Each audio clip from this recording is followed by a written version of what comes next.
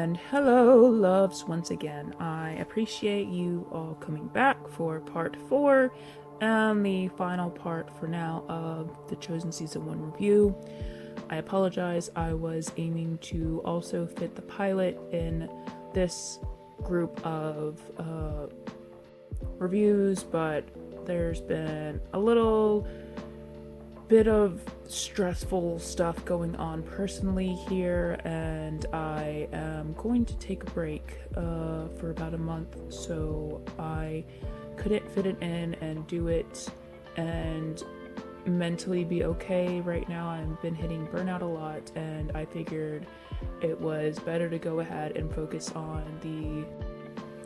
take the time to focus on projects that needed to get finished real quick, including these parts done up and posted before I go on the break. I figured the pilot episode could be easily reviewed when I do season 2 and it wouldn't be too much of a problem. But back into it, like I said, this is part 4, episode 7 and 8, the season finales for season 1, and let's just get right into it. Another flashback where with Moses and Joshua in Sinai 13th BC Another flashback where with Moses and Joshua while they are in Sinai at 13 BC when they were suffering through the plague of snake bites. This scene in particular is of Moses crafting the snake the Israelites were to lay their eyes on to be cured. It reflects how God will many times call us to do something that doesn't always make sense. This particular move having his people look upon what seems to be a pagan symbol to be healed. We need to be careful to make sure it's God speaking though, but with Moses there was no doubt. Though with Joshua still, he seems a little weary of it, but the dude kind of heard God's voice literally, so I guess it was easier to believe so than it was for Joshua. Personally, I get times when I definitely have to be patient in prayer to know for sure before I step. Sometimes it has to be like that though, but that's also why it's important to worship and build your relationship with Him, so your discernment of voices becomes better, of knowing which to pin as His, though even still I understand the struggle. With Matthew, it's a similar scene of his morning as when he was first introduced to us, something that I appreciate to see the similarity in the day he's having and how it quickly shifts once Jesus becomes into the mix. This time though, he has Gaius walking him to work for safety instead of having to worry about his own need of finding it. Another moment is shared between Gaius understanding Matthew a bit more. We meet up with Nicodemus as he's waiting for his answer from Mary, his wife. Zipporah comes in praising something. It takes a moment for him to realize she's grateful for the birth of their expected grandson. They get in a TV together as Nicodemus is rathering to stay while she wants to head away to meet back with family. This is until Quintus barges in to discuss a matter.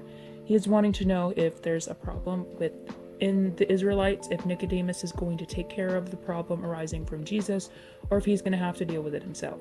Nicodemus, of course, is once again trying to play the peacekeeper as he tells of no problem being had. However, instead of the Sanhedrin, Quintus isn't so willing to take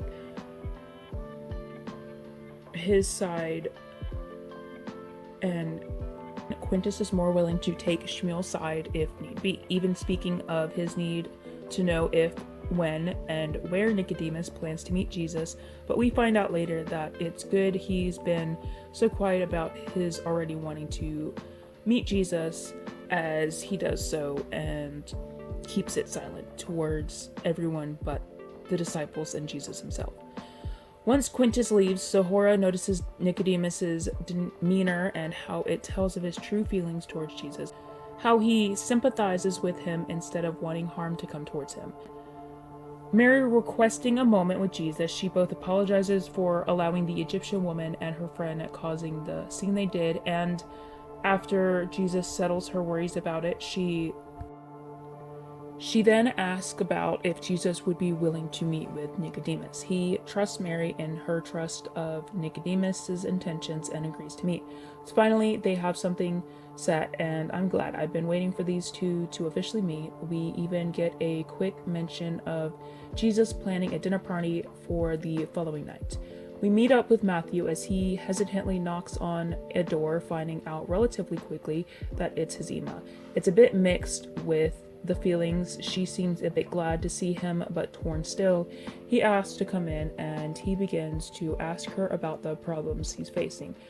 Of if impossibilities are possible, she instantly agrees, as he himself was sort of an impossibility, or at least what he was able to do even at a young age. Things get a bit heated, and she asks him to leave. Now with Jesus, he at Simon's house with him and Enid. He shares his worry of Jesus meeting Nicodemus, and Jesus tries to lead him to trust both Mary's saying of Nicodemus being trustworthy and Jesus believing that to be true. He even tells him to stay back with Enid and his mother-in-law, but as expected, Simon's not for it, but still listens. Finally, we are at our meeting with Nicodemus. It's reflective of John chapter 3, as very much is the same, because that's kind of the point, a show reflecting the scriptures. We even get the long and famously known verse 16. For God so loved the world, that he gave his one begotten Son, that whosoever believeth him shall not perish, but have everlasting life. Nicodemus is both encouraged and still very much wondering what to do. This torn nature is shown even more so within him in the next episode with another heartbreaking, moving scene, but let's slow down and keep with this episode. A sweet and stern exchange is met between the two as Jesus tries to explain his coming and what's to come. The salvation that he is to be had with a future that no one understands as such until after his resurrection. We even get a reference to the beginning scene with Moses and Jesus, as Jesus tries to explain both how he too will be risen up for salvation and how it too will be looked on with confusion, yet still something that needs faith to see the true cure it is and will be, or I guess was for us. A sweet and stern exchange is met between the two. Jesus asks him to follow him and to join his followers. It's something Nicodemus clearly wants to do, yet still there are things that hold him back. We have to be careful not to let what we are afraid to leave behind keep us from following God the way he asks us to not let the life we have block us from the life we could have. Trust the Lord with his direction, with both the joy and the misery that comes into your life. For he is with you for both and will bring you through both. He wouldn't ask if his plans weren't greater, nor if he had no plans to give you all you need to help bring you through to the other side. It's morning now, and we are with Matthew once more as Gaius tries to connect in a way, making conversation as Matthew opens up.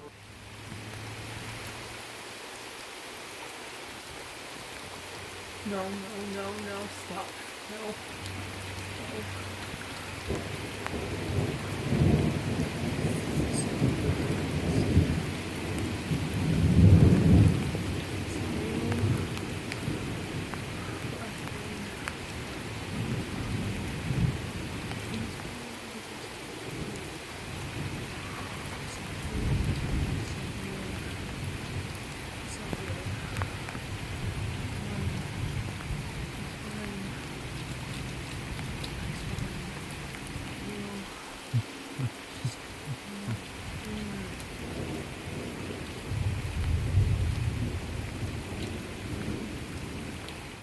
About his visit to his mom. Gaius is clear to show his disapproval of Matthew's mother's rejection when he's doing what seems right in a worldly world, but to Matthew he understands both the true betrayal it was to leave and spiritual leading his people are supposed to follow out of the normal behavior and understanding. Jesus walks past Matthew's booth and we get another invitation for someone to follow him, but Matthew's instead takes no time further to say yes, instantly giving up all that needs to be to follow. Gaius tries to stop Matthew, but he doesn't care.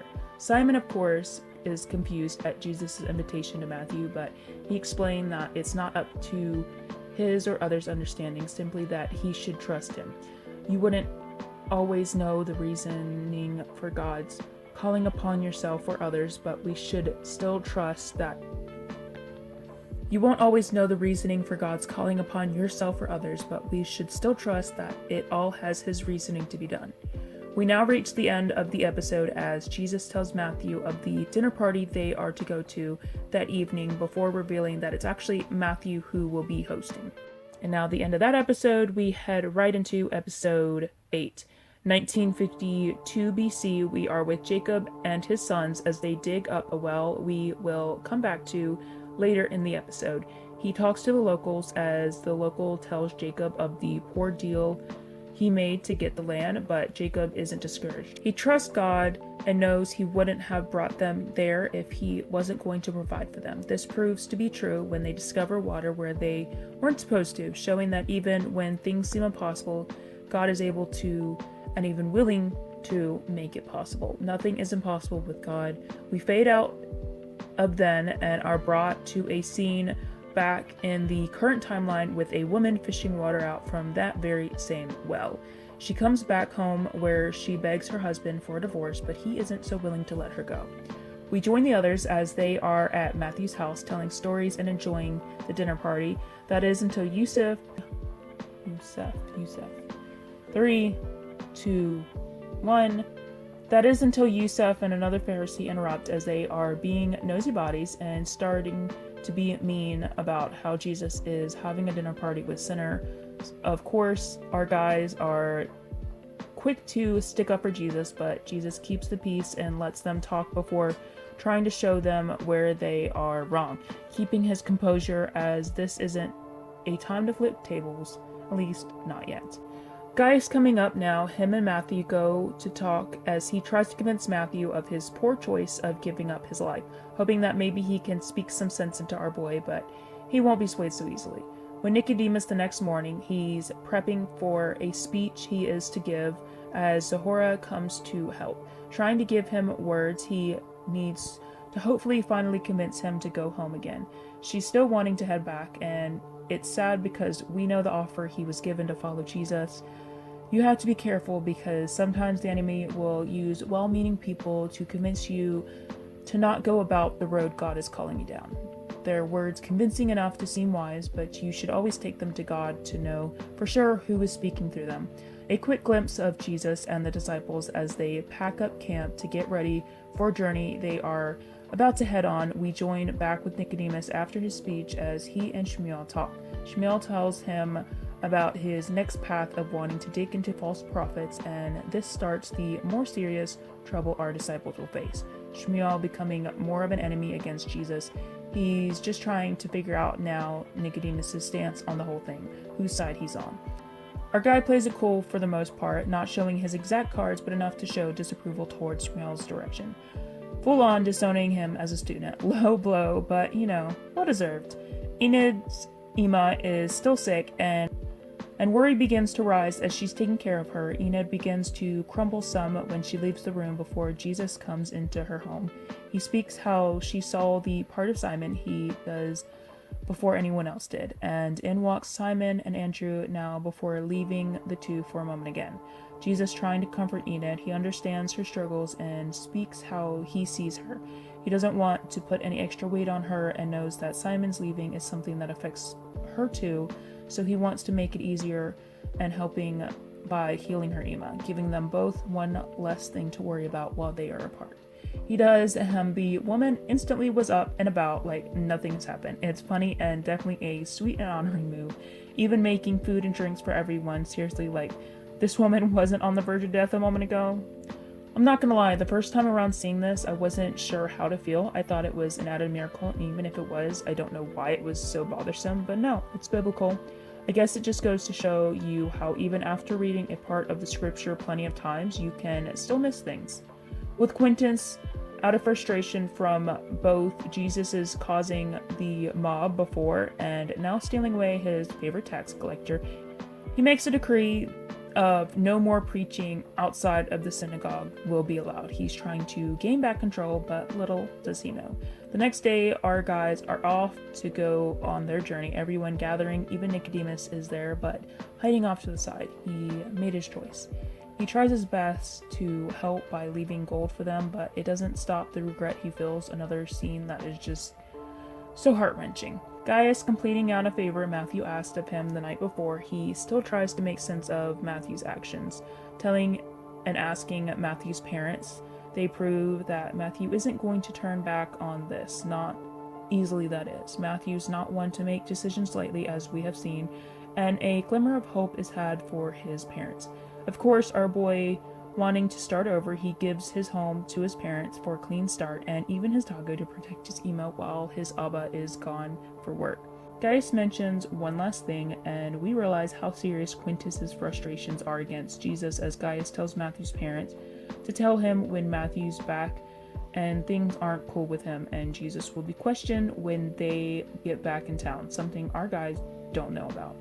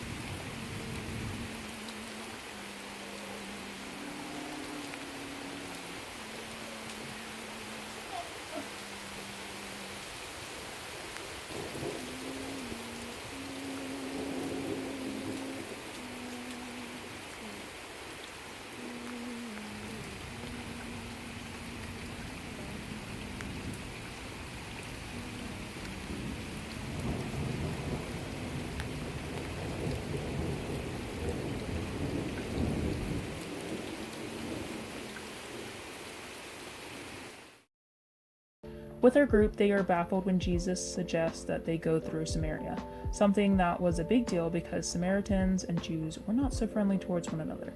But Jesus is all about forgiveness and kindness, and it's a lesson they need to learn, some of them more than others. They make it to the well from earlier, and needing to up on supplies, Jesus stays behind while the disciples go into town. Okay, here we go. Another favorite scene of mine, but I'm sure you all aren't surprised by that. Jesus waits, and it's not long before our girl from the beginning joins him. He asks for water, and she's confused because not only did the Jews not like Samaritans, but interacting with their women was worse. He shows that he's not bothered by that and tries to get her to open up about why she's coming in the middle of the day instead of early in the morning with the other women. She's still not impressed by him. He tells her how if she truly knew who he was, then she'd ask him for water instead, living water. This only seems to irritate her more, and she questions him, wanting to know why he'd be asking for water if he already had some. He tells her even about things he shouldn't know about her, and she assumes he's a prophet, which, partially. This upsets her because she doesn't want to be preached to or condemned, and he continues with love, but she just is confused, feeling that nothing will be understood completely until the Christ comes. That is when Jesus tells her that he is him, and begins to talk further about her past, finally telling her that he came to Samaria just for her, that even though others reject her, he doesn't. This finally moves her in the right way, and she runs off praising to tell others how he is the Christ. This is when the disciples walk up just as confused as she was at first. That is until Simon registers that she is screaming about him being the Christ, and how this means his ministry is finally starting publicly. We get a cool end scene with them walking off before the end of the season. And that, my loves, is the end of this review and this final part. I thank you to all who have listened to the end of this and the entire review. I appreciate the love and support. Don't forget to like and subscribe and comment below any suggestions of movies or series or even books to review, but keep in mind it's got to be at least Christian friendly, meaning basically no spicy scenes or anything worse than PG-13 along the lines. Sometimes I wiggle out of the room, it just depends, but definitely no spicy scenes. Is the one that I usually try to keep close to. And as I said before, this is the last review for a bit. I will be taking a break, as stated before, for at least a month, so that means it'll take me a bit longer to get out next month's review, but with some backup, hopefully it shouldn't take too long. So you can look forward to sometime in January another drop. Maybe some shorts like I've been doing on occasion to keep you guys updated with some things, and I appreciate it. Share this video with some friends that you think would enjoy it. This girl is trying to up her channel, but it's not getting too much anywhere, but I do appreciate the followers I have, so thank you to all of you.